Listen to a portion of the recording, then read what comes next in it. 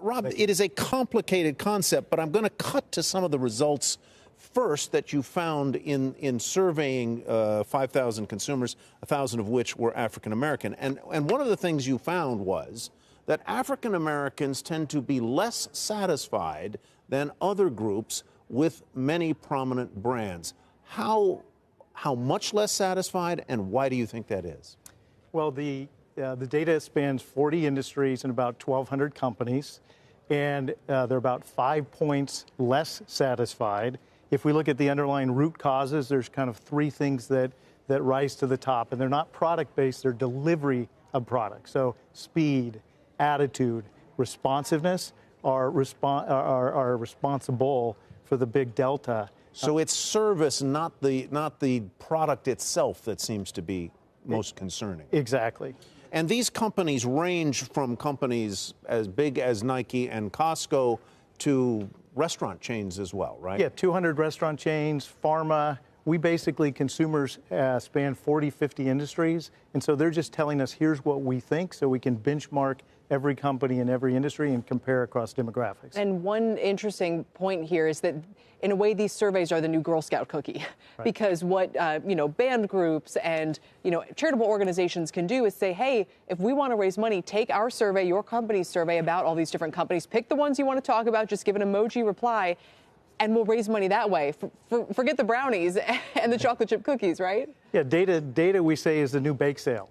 And when you do it this way, we get 80–90% participation, whereas normal surveys get 2 or 3% participation. So we're hearing from a consumer and a demographic that you often don't hear about. And from our standpoint, our cost of goods sold goes to charity. So a charity like my son's baseball team could direct the members of the team to go to your site, yes, take a survey, and you will devote $2 of that time, which really values my time at $120 an hour if it takes me a minute to finish.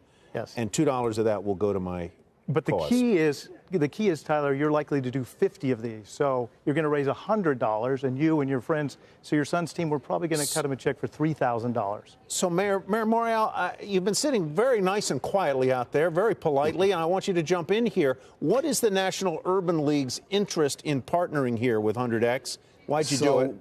We held the bake sale. And it was successful, and it was focused on our young professionals who are mainly between the ages of 20 and 40.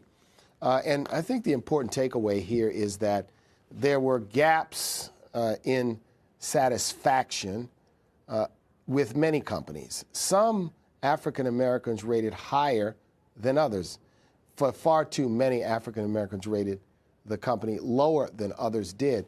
And so it's a bit of a wake-up call, but also a tool that any responsible chief executive officer and business leadership team can use to understand how their company is doing, how their company is resonating at the customer experience level. So Rob and HundredX have innovated, I think, in a very important way to sort of marry the capabilities of charities and not-for-profits with big data in a way that can really be an instructive tool for corporate America. So let me ask you whether the National Urban League, do you derive any revenue from this project?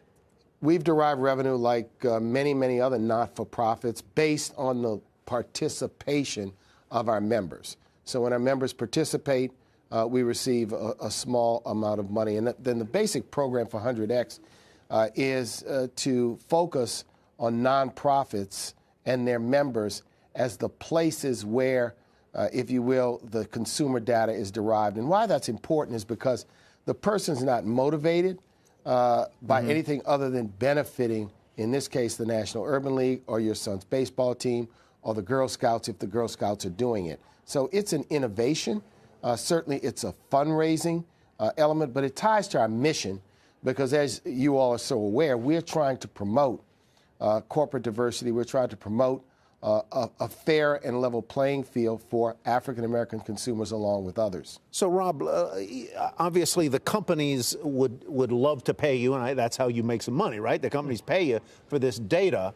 We have a list on the wall over there of the brands that African-Americans sort of oversample favorably, and it led by Amazon, Bath & Body Works, Canada Dry, Chick-fil-A, Costco, Nike.